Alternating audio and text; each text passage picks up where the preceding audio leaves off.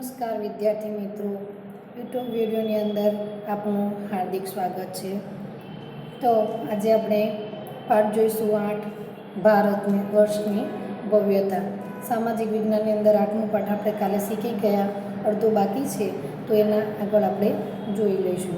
કાલે આપણે જોયું હતું પ્રાચીન ભારતની ખેતી વિશે, બીજું જોયું હતું પ્રાચીન ભારતનો ગ્રામ્ય જીવન અને શહેરી જીવન વિશે, એની કલા, એનો સાંસ્કૃતિક વારસો અને ધર્મેતર સાહિત્ય વિશે આપણે શીખી ગયા। હવે આજે આપણે આગળનો ટૉપિક જોઈશું વિદેશી મુસાફરોના વર્ણનો। વિદેશી મુસાફરોના વર્ણનો એટલે કે વિદેશથી જે લોકો આપણા દેશની અંદર આવતા હતા અને એમણે આપણા દેશની અંદર શું જોયું એનું એમણે વર્ણન કરેલું છે, એના વિશે આપણે માહિતી મેળવીશું। તો ભારતમાં સદીઓથી અનેક વિદેશી પ્રવાસીઓ આવતા રહ્યા છે। ભારતની અંદર સદીઓથી અને કે ઘણા બધા વર્ષોથી આપણા દેશની અંદર પ્રવાસીઓ આવતા રહ્યા છે, મુસાફરો આવતા રહ્યા છે, જેને પોતાના ભારત પ્રવાસના વર્ણનો લખ્યા છે। એમના પોતાના પ્રવાસના વર્ણનો, યાને કે જે પર્યટન સ્થળ માટે ગયા હોય ત્યાં અમે જોવાલાયક સ્થળોની અંદર શું સારું લાગ્યું છે એ એમણે પ્રવાસના વર્ણનો નક્કી જોયા અને એમણે આપણા ભારત દેશના પર્યટન સ્થળોનું વર્ણન કરેલું છે।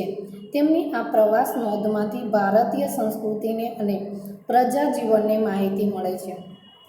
આપણને આ પ્રવાસના સ્થળોનું જે વિદેશી લોકોએ આપણા દેશનું વર્ણન કર્યું છે અને એના દ્વારા, એ નોંધો દ્વારા આપણને ખ્યાલ આવે છે કે આપણું પ્રજા જીવન એટલે કે આપણા લોકોનું જીવનની માહિતી આપણને મળે છે।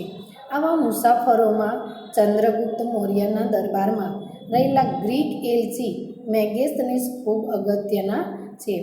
આ મુસાફરોમાં ચંદ્રગુપ્ત મૌર્યના, એની નીચે આપણે અંડરલાઈન કરીશું, ચંદ્રગુપ્ત મૌર્યના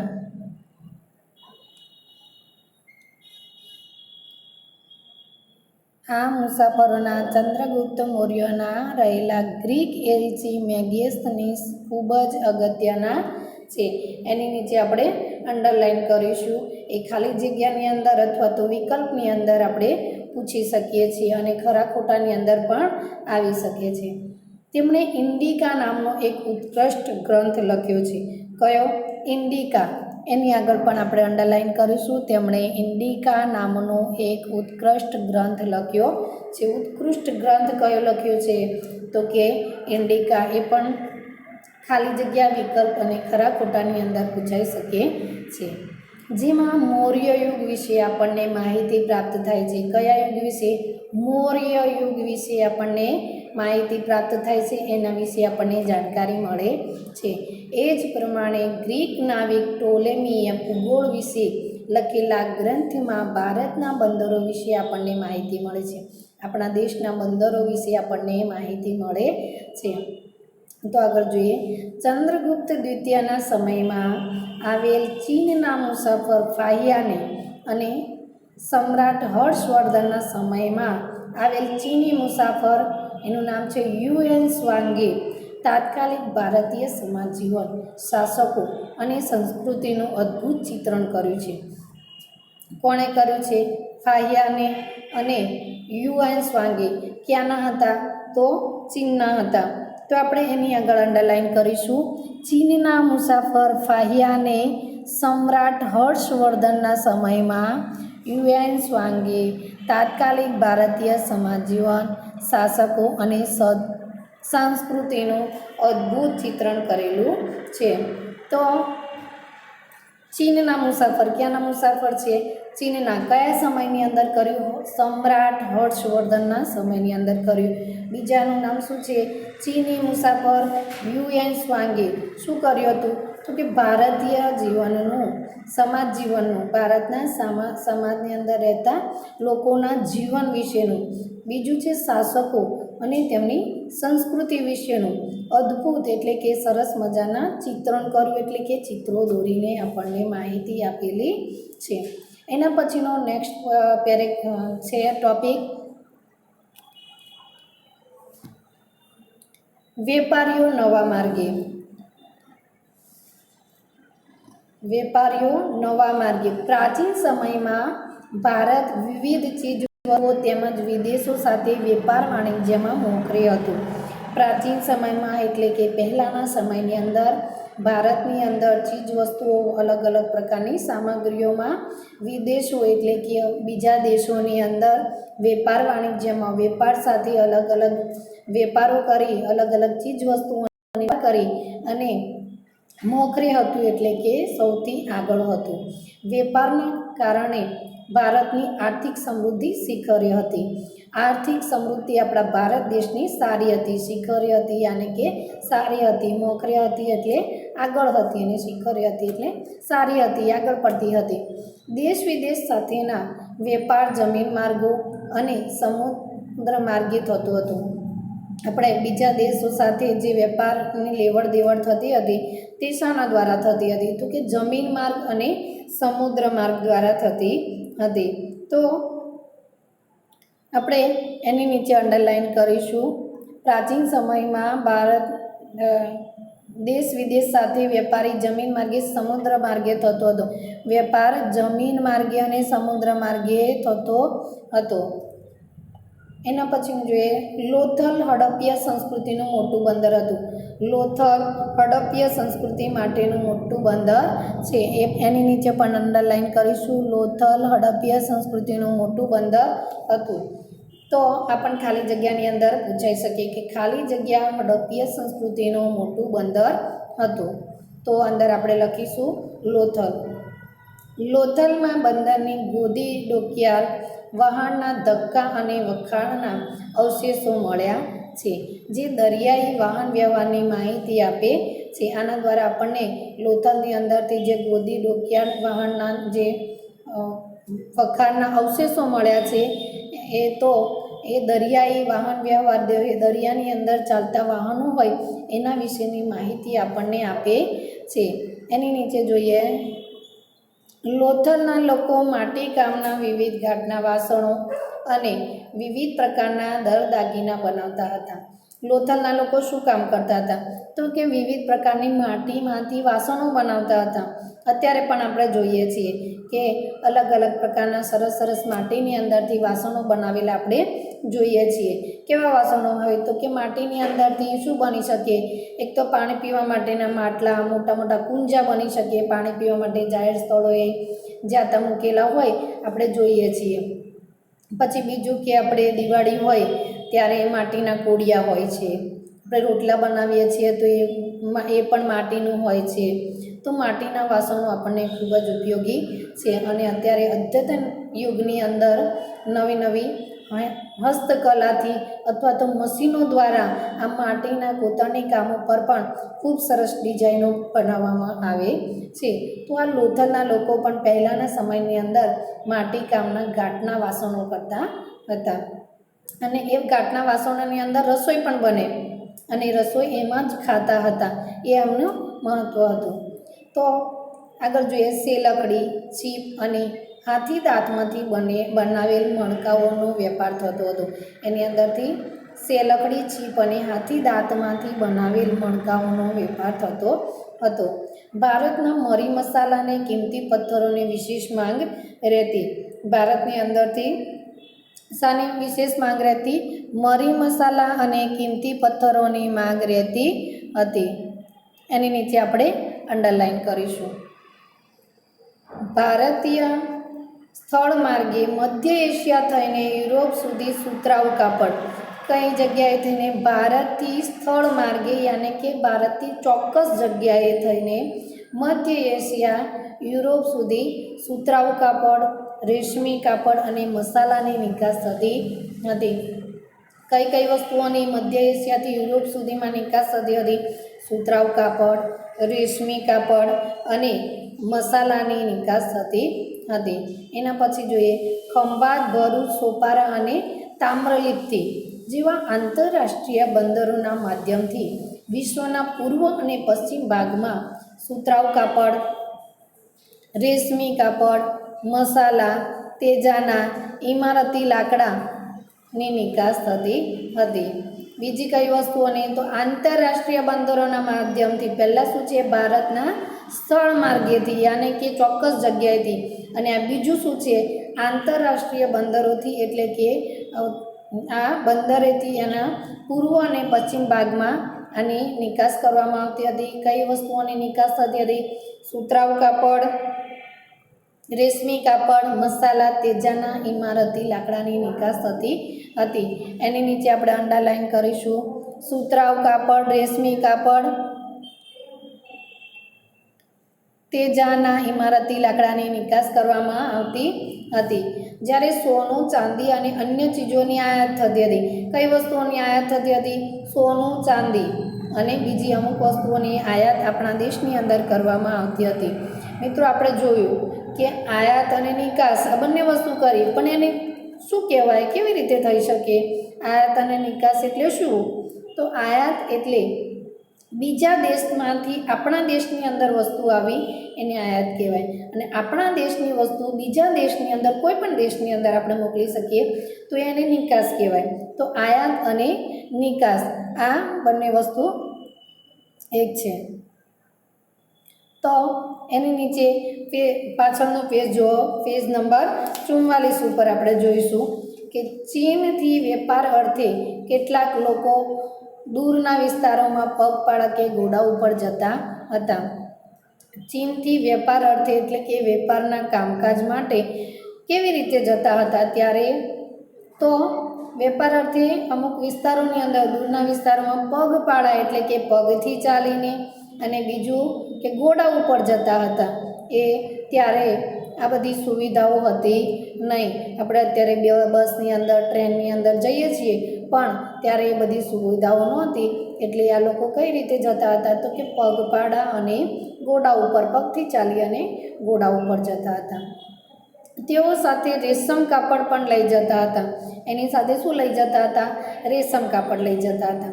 અને તેઓ જે માર્ગે મુસાફરી કરતા હતા, તેઓ જે માર્ગેથી, માર્ગ એટલે કે રસ્તો, કેડી, પથ, આ બધા વસ્તુઓ માર્ગના થાય છે. તો માર્ગ એટલે રસ્તા પરથી જતા હતા, ત્યારે તે માર્ગે મુસાફરી કરતા હતા. તે માર્ગ રેશમ માર્ગ તરીકે જાણીતો બન્યો. કેમ કે રેશમના કાપડ સાથે લઈ જતા હતા ને, એટલે રેશમ માર્ગ માટે જાણીતો બન્યો. આ પણ આપણને સવાલની અંદર, નાના પ્રશ્નની અંદર પૂછાઈ શકે છે. મુખ્યત્વે ચીન, ભારત, ઈરાન, અરબસ્તાન, ગ્રીક અને રોમના વેપારીઓ આ વેપાર માર્ગ સાથે સંકળાયેલા હતા. આ મુખ્યત્વે કયા કયા જોડાયેલા હતા? કયા કયા દેશો છે? ચીન, પહેલું છે ચીન, ભારત, ઈરાન, અરબસ્તાન, ગ્રીક અને રોમના વેપારીઓ આ વેપાર માર્ગ સાથે સંકળાયેલા હતા. સંકળાયેલા અને કે જોડાયેલા હતા. એના નીચેનું દક્ષિણ ભારતના બંદરો કાળા મરી અને તેજાનાની નિકાસ માટે જાણીતા મુખ્ય કેન્દ્રો હતા. આની નીચે આપણે અંડરલાઈન કરીશું. દક્ષિણ ભારતના બંદરો કાળી મરી અને તેજાનાની નિકાસ માટે જાણીતા કેન્દ્રો હતા. આ નાના સવાલની અંદર પણ પૂછાઈ શકે. દક્ષિણ ભારતના બંદરો શાના માટે જાણીતા હતા? તો દક્ષિણ ભારતના કાળા મરી અને અન્ય તેજાનાની નિકાસ માટે મુખ્ય બંદરો જાણીતા હતા. એનો નીચેનો ટોપિક આપણે જોઈએ. ભારત, પ્રાચીન ભારતમાં ચિત્રકલા. આપણે આગળ બધી માહિતી મેળવી. એના હવે પછીનો ટોપિક છે ચિત્રકલા વિશે. આપણા પહેલાંના સમયની અંદર ચિત્રો વિશેનું મહત્ત્વ આપણે જોઈએ. ચિત્ર મનુષ્યના મનોભાવને પ્રગટ કરતું વિશિષ્ટ માધ્યમ છે. ચિત્રો મનુષ્યના મનોભાવને પ્રગટ કરતું વિશિષ્ટ માધ્યમ છે. આપણે અમુક ચિત્રો આપણે જોઈએ છીએ કે આપણને ખૂબ આબેહૂબ લાગે છે, એટલે કે ખૂબ સુંદર લાગે છે. આપણને અંદરથી જ આપણને એવું થાય કે કેટલું સરસ ચિત્ર છે. આપણે અત્યારે પણ ક્યારેક ક્યારેક દોરીએ છીએ તો આપણને બહુ સરસ ચિત્રો હોય એ આપણને ખૂબ ગમે છે. સાથે સાથે તે જે તે સમયની વાસ્તવિક પરિસ્થિતિનું પણ ચિત્રણ કરે છે. આપણે વાસ્તવિક એટલે કે જે આપણે જ્યાં ઊભા હોય એવું વાસ્તવિક આપણને દેખાય ચિત્રણ, એવું પરિસ્થિતિનું પણ ચિત્રણ કરે છે. ભારતમાં સૌથી જૂના ચિત્રો પાષાણ યુગના મળી આવે છે. સૌથી જૂના ચિત્રો કયા છે? તો કે પાષાણ યુગના ચિત્રો સૌથી જૂના ચિત્રો છે. આ વિકલ્પની અંદર પૂછાઈ શકે કે ભારતમાં સૌથી જૂના ચિત્રો કયા છે. નીચે 4 ઓપ્શન આપેલા હોય એની અંદર પાષાણ યુગ ઓપ્શન હોય એની અંદર આપણે ક્લિક કરવાનું છે. અને ખાલી જગ્યાની અંદર પણ પૂછાઈ શકે, ખરા ખોટાની અંદર પણ આ પૂછાઈ શકે કે ભારતમાં સૌથી જૂના ચિત્રો ખાલી જગ્યામાં મળી આવે છે. તો આપણે લખીશું પાષાણ યુગના મળી આવે છે. મધ્યપ્રદેશમાં ભીમબેટકા નામના સ્થળેથી પાષાણ યુગના સમયની આદિમ જનજાતિએ દોરેલા 500 કરતાં પણ વધારે ચિત્રો મળી આવેલ છે. કેટલા સમય કરતાં કેટલા ચિત્રો મળી આવે છે? 500 કરતાં પણ વધારે. ક્યાંથી મળી આવ્યા છે? તો ભીમબેટકા નામના સ્થળેથી પાષાણ યુગના ચિત્રો આપણને મળી આવેલા છે, જે આજે પણ એટલા જ જીવંત છે. આજે પણ એટલા જ જીવંત છે એટલે કે આ પહેલાંના સમયના ચિત્રો છે આજે પણ આપણે એવા ને એવા જ છે અને આપણે જોઈ શકીએ છીએ. કેવી રીતે જોઈ શકીએ છીએ? આપણને બધાને ખ્યાલ હશે કે આપણે કોઈના કોઈ સ્થળે પર્યટન સ્થળે ગયા હશું, તો પ્રવાસન સ્થળે ધારો કે દરિયા કિનારે ગયા હોય, કોઈ મોટી એની અંદર ગયા તો બાજુની અંદર એક રૂમ હોય અને એની અંદર પ્રદર્શન ગોઠવેલા હોય. જૂના જમાનાની દરેક વસ્તુઓ, ચલણી નોટો હોય, વિદેશની વસ્તુઓ હોય, એ બધી અંદર આપણને ગોઠવેલી હોય, નીચે પણ મૂકેલી હોય અથવા તો એક બોક્સની અંદર પેક કરીને રાખેલી હોય. એ વસ્તુ ફાટી શકે કે ખરાબ થઈ શકે નહીં અને એ બોક્સની કાચની પેટીની અંદરથી આપણે જોઈ શકીએ છીએ. દિવાલની અંદર ચોંટાડેલી હોય છે. તો એવી રીતે આપણે આ વસ્તુઓ જોઈ શકીએ છીએ એટલે આપણને એવી જીવંત દેખાય છે. તાજું આપણને અત્યારે જ દોરેલા હોય એવા ચિત્રો આપણને દેખાય છે. એની આગળનો પેરેગ્રાફ જોઈએ. આ સિવાય અજંતા, ઈલોરા અને બાઘની ગુફાઓમાં તથા અમરાવતીમાં ભારતીય સંસ્કૃતિ સાથે સંકળાયેલા ચિત્રો મોટા પ્રમાણમાં મળી આવે છે. આના સિવાય બીજા ક્યાંથી મળી આવે છે કે તો કે અજંટા ઇલોરા, એ આપણે બધાએ સાંભળ્યું છે કે અજંટા ઇલોરાની અંદર સરસ મજાની ગુફાઓ આવેલી છે. શિલ્પી કલાકારોએ સરસ શિલ્પીઓ અંદર પથ્થરની અંદર કોતરણી કામ કરેલું છે. તો એ વસ્તુ આપણને ખ્યાલ છે. આગળના પાઠની અંદર આપણે સમજી ગયા છીએ. તો અજંતા ઇલોરાના ચિત્રો વિશ્વવિખ્યાત છે.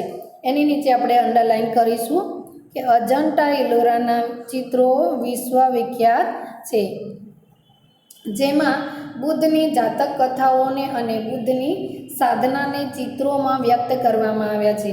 બુદ્ધની જાતક કથાઓ અને બુદ્ધની સાધનાને આ ચિત્રો દ્વારા વ્યક્ત કરવામાં આવ્યા એટલે કે આપણને સમજાવવામાં આવ્યું છે. પદ્મપાણીનું વિશ્વવિખ્યાત ચિત્ર ભારતીય સંસ્કૃતિનું ઘરેણું છે. આપણે એની નીચે લાઈન કરીશું.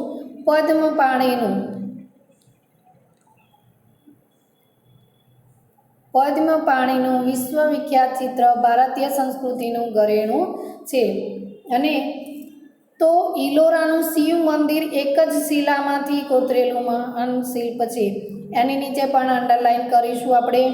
ઇલોરાનું શિવ મંદિર એ એક જ શિલ્પની માંથી કોતરેલું મહાન શિલ્પ છે, એટલે કે કોતરણી કામ એક જ શિલ્પની અંદરથી કરવામાં આવેલું છે. એના પછીનો ટોપિક આપણે જોઈશું પ્રાચીન ભારતમાં શિલ્પ અને સ્થાપત્ય.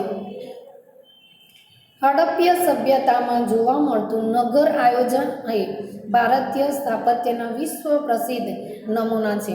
હડપ્પા સભ્યતાની અંદર નગર આયોજન એટલે કે શહેરીકરણનું આયોજન, નગર એટલે શહેર, ભારતીય સ્થાપત્યના વિશ્વ પ્રસિદ્ધ એટલે આખા દેશના પ્રસિદ્ધ નમૂના એટલે કે પ્રખ્યાત નમૂના, પ્રસિદ્ધ યાને કે પ્રખ્યાત, વિશ્વ એટલે આખી દુનિયાના નમૂના ત્યાં ગોઠવવામાં આવેલા છે.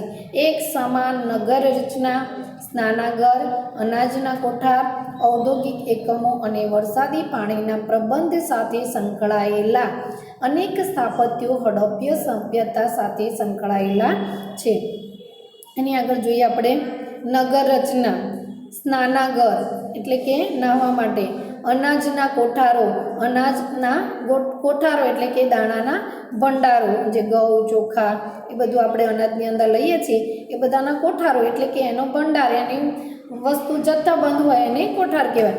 ઔદ્યોગિક એકમો અને વરસાદી પાણીના પ્રબંધ સાથે સંકળાયેલા અનેક સ્થાપત્યો હડપ્ય સભ્યતાના સાથે સંકળાયેલા છે, જે પ્રાચીન ભારતનું ઇજનેરી કલાનો ઉત્તમ નમૂનો ગણાય છે.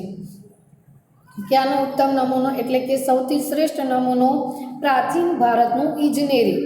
કયો? પ્રાચીન ભારતનો ઇજનેરી એ ઉત્તમ નમૂનો ગણાય છે. આ સ્થાપત્યમાં ગુફા સ્થાપત્ય, મંદિર સ્થાપત્ય અને મહેલોના સ્થાપત્યોનો સમાવેશ થાય છે. કયા કયા સ્થાપત્યોનો સમાવેશ થાય છે? ગુફા સ્થાપત્ય, મંદિર સ્થાપત્ય અને મહેલોના સ્થાપત્યોનો સમાવેશ થાય છે. આ પણ આ નાના સવાલ જવાબની અંદર પૂછાઈ શકાય. એના પછી ગુફા સ્થાપત્યમાં બારની પહાડીઓ, નાસિકની ગુફા શિલ્પો, અજંતા, ઇલોરા અને અમરાવતીના ગુફા શિલ્પોનો સમાવેશ થાય છે. એની નીચે આપણે અંડરલાઈન કરીશું.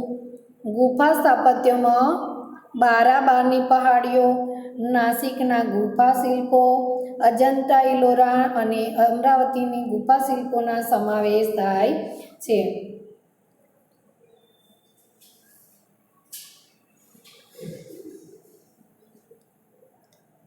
શિલ્પકલામાં મૂર્તિકલાનો ભારતમાં પૂર્ણપણે વિકાસ થયો છે. શિલ્પકલાનો એટલે કે પથ્થર ઉપરની પોતાની કામનો મૂર્તિકલાની અંદર, મૂર્તિઓ બનાવવાની અંદર આપણે ઠેર ઠેર જગ્યાએ જોઈએ છીએ કે મૂર્તિઓ પથ્થરની અંદરથી બનાવેલી હોય છે અને ખૂબ જ આપણને ગમે એવી મૂર્તિઓ બનાવેલી હોય છે.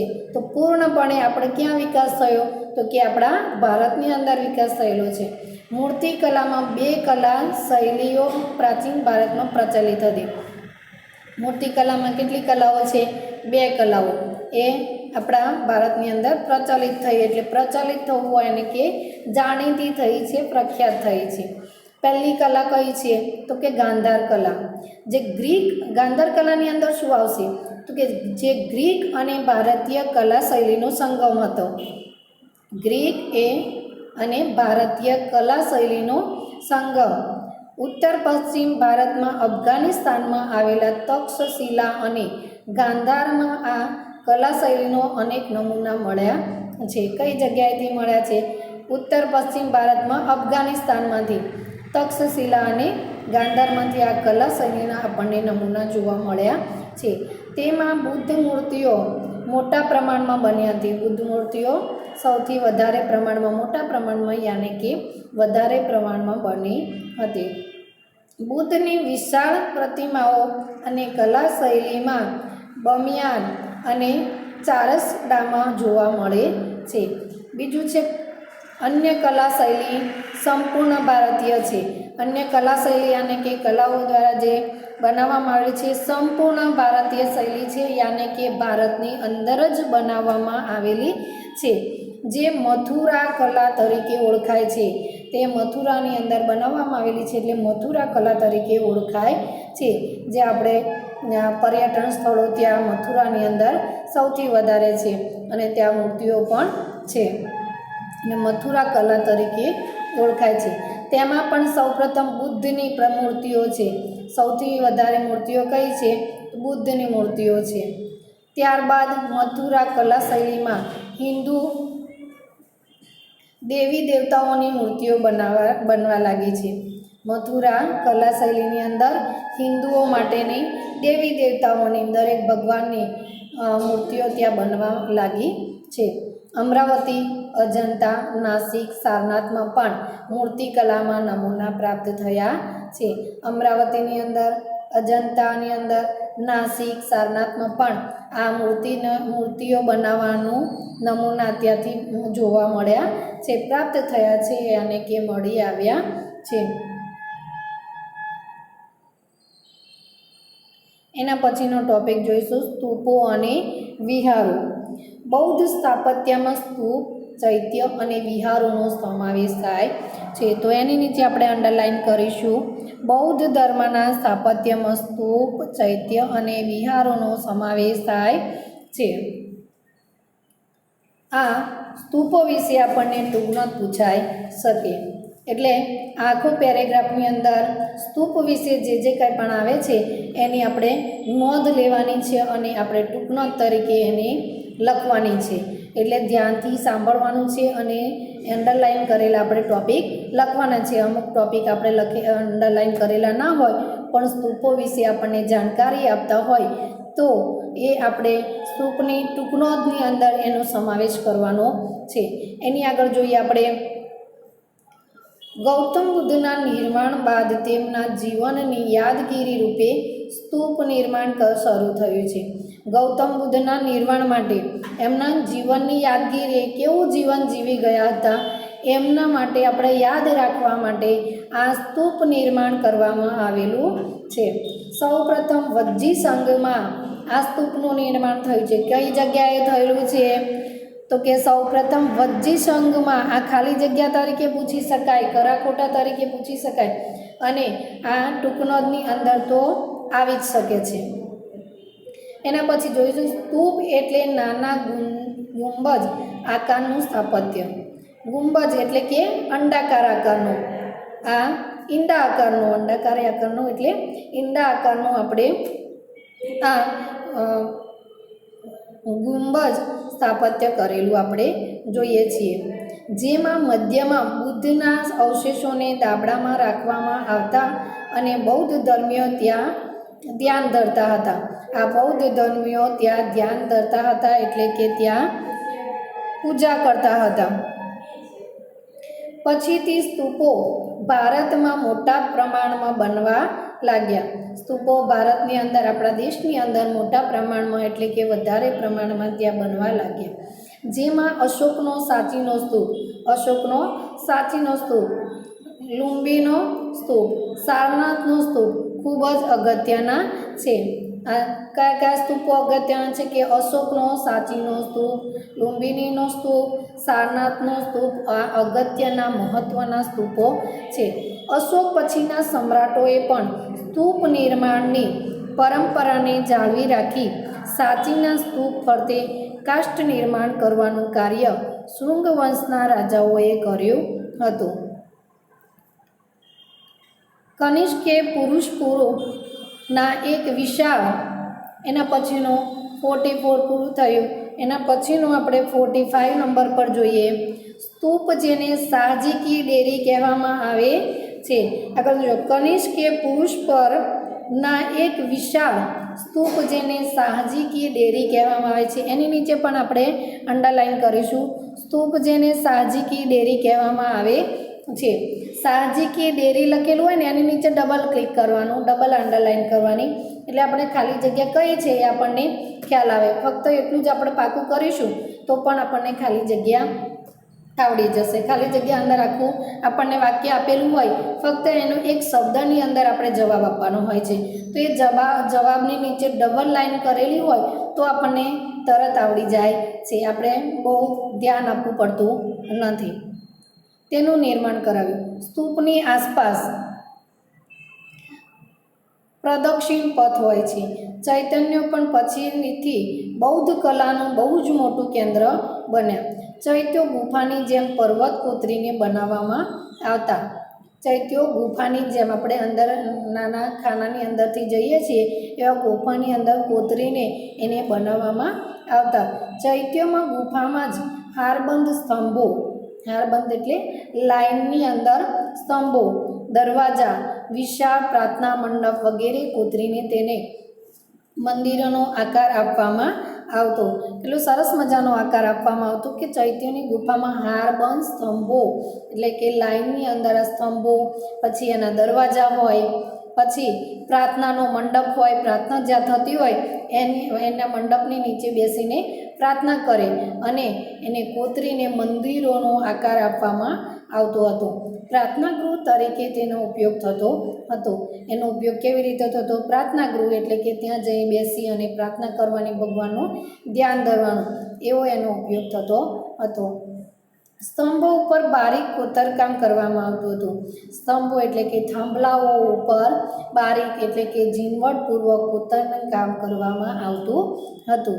અમરાવતી, ભજ અને કારેના ચૈત્રો વિશ્વવિખ્યાત થયા છે. વિશ્વવિખ્યાત એટલે આખી દુનિયાની અંદર જાણીતા થયા છે. બૌદ્ધ અને જૈન સાધુઓને રહેવા માટે પર્વત કોતરીને ગુફાઓ બનાવવામાં આવતી અને તે સ્થળે વિહાર તરીકે ઓળખાતા હતા. બૌદ્ધ અને જૈન સાધુઓ રહેવા માટે શું આવતું હતું? પર્વત કોતરીને ગુફાઓ બનાવવામાં આવતી.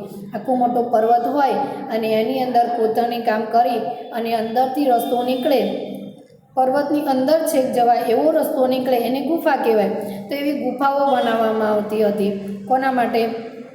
તો કે જૈન સાધુઓ માટે ત્યાં એ ગુફા બનાવવામાં આવતી હતી. ત્યાં મંદિરની અંદર જે રહેતા હોય સાધુઓ એમના માટે આ ગુફાઓ પર્વતની અંદરથી કોતરણી કામ કરીને બનાવવામાં આવતી હતી.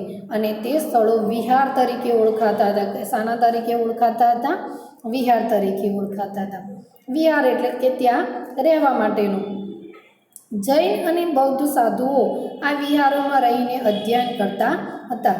જૈન અને બૌદ્ધ ધર્મના સાધુઓ ક્યાં વિહારોમાં રહીને અધ્યયન એટલે કે શીખવું, ભણવું, એને અધ્યયન કર્યું કહેવાય.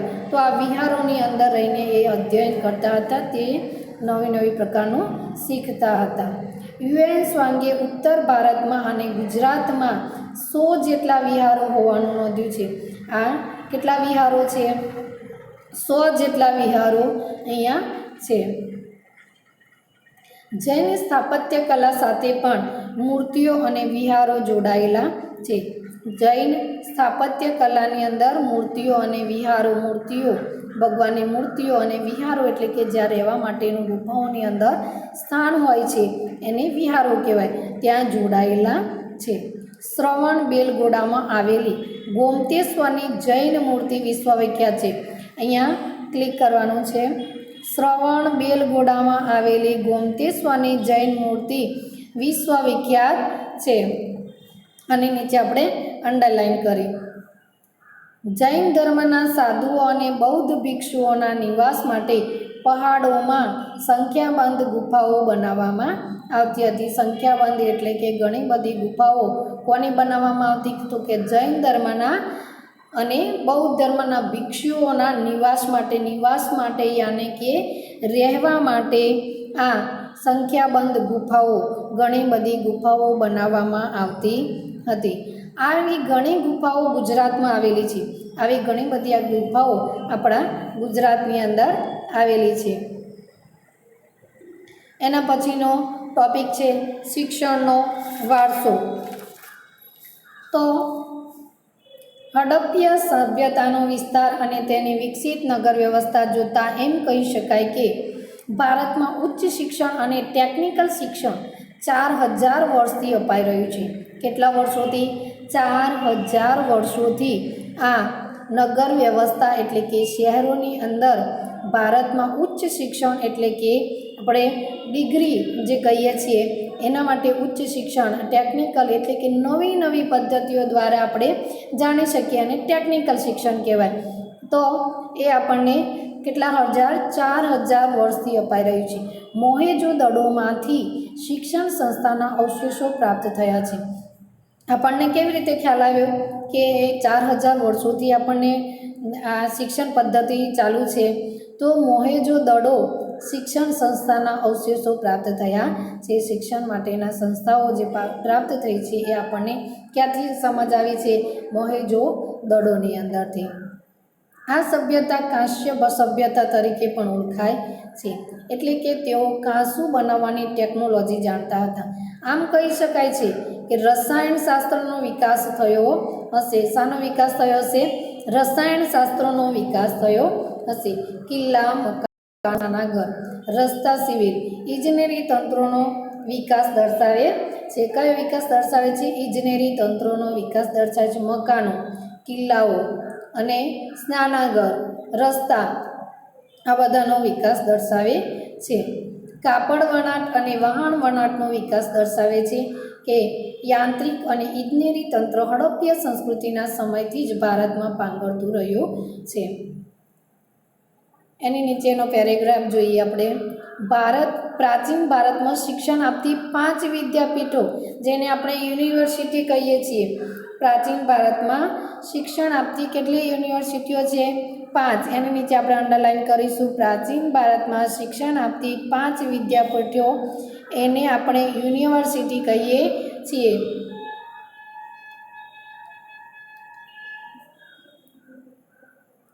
તેના અવશેષો મળી આવ્યા છે. ઉત્તર પશ્ચિમ ભારતના ગાંધાર ક્ષેત્ર પાસે તક્ષશિલા મહાન શૈક્ષણિક તીર્થસ્થાન છે. કયું? ભારતના ગાંધાર ક્ષેત્ર પાસે, ક્ષેત્ર એટલે જગ્યા પાસે તક્ષશિલા મહાન શૈક્ષણિક તીર્થસ્થાન આવેલું છે.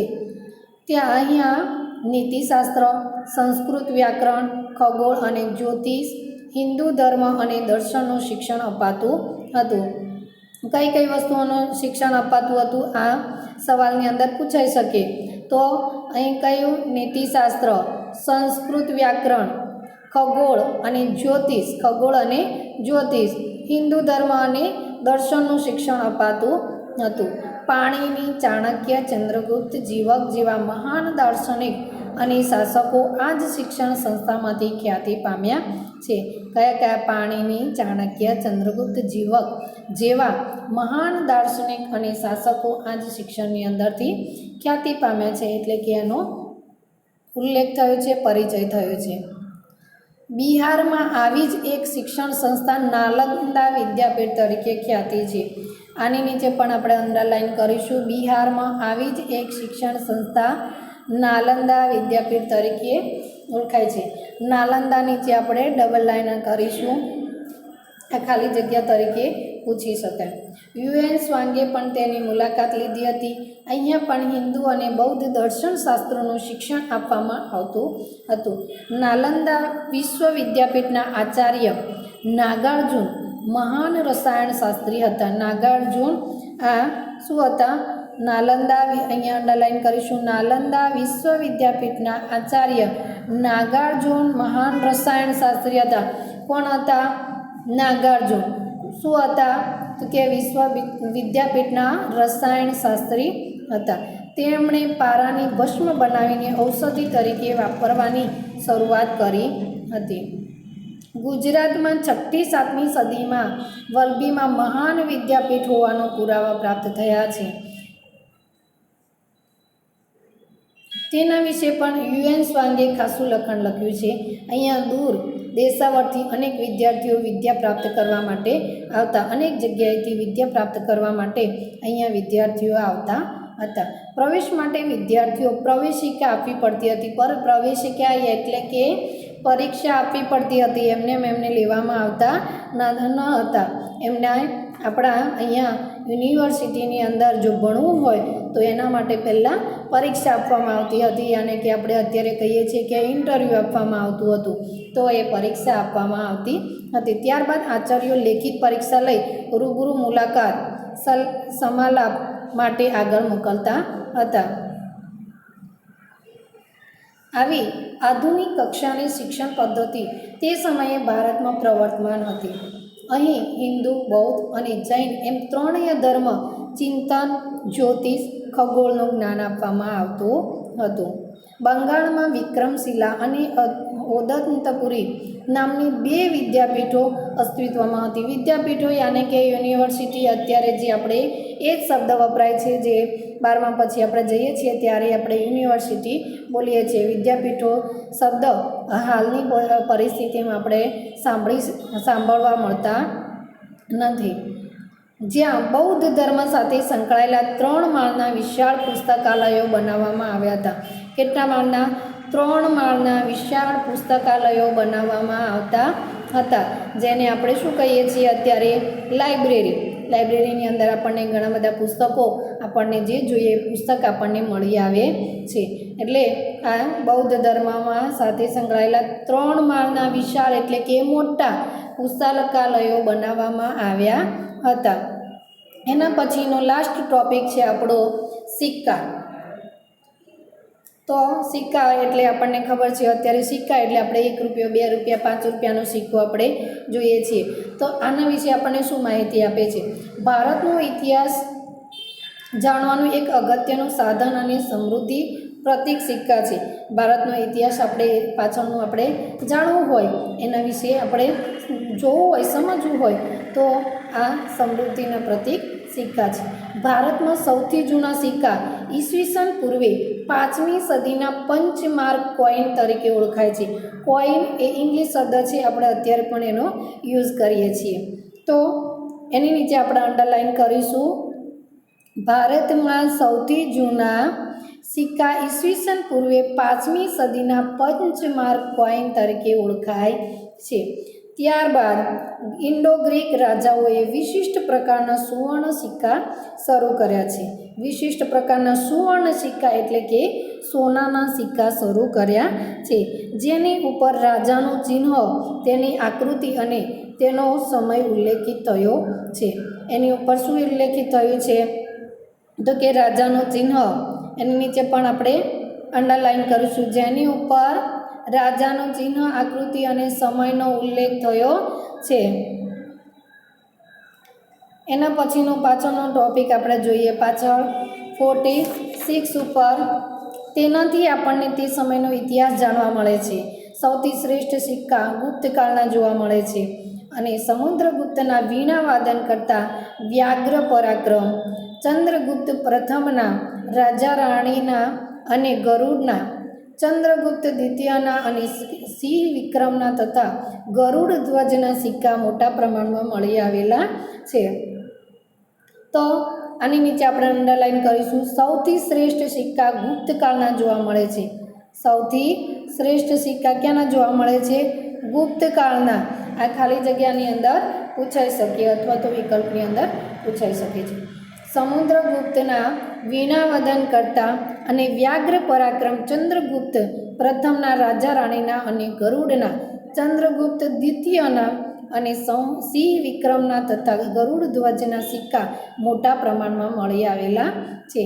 આ સિક્કા મોટાભાગે સુવર્ણના છે. સુવર્ણના યાની કે સોનાના છે, જેનાથી તે સમયની ભારતની અપાર સમૃદ્ધિથી માહિતી મળે છે. ભારતનો સર્વાંગી વિકાસ સદીઓથી થતો રહ્યો છે. જ્ઞાનની લગભગ તમામ શાખાઓમાં આપણા દેશના ફૂલી ફાલી અને વિકસી છે.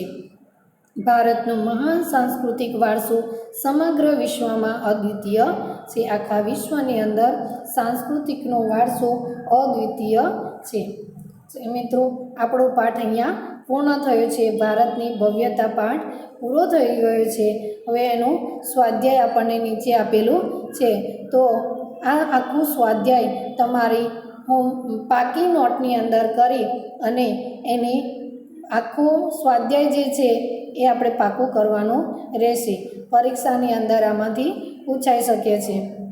ટૂંક નોંધની અંદર ગ્રામીણ અને નગર જીવન છે, પછી ધર્મેતર સાહિત્ય છે. આના વિશે દરેક વિશે આપણે માહિતી મેળવી લીધી છે. તો સ્વાધ્યાય આપણી નોટબુકની અંદર લખી અને પાકું કરવું ફરજિયાત છે. નમસ્તે.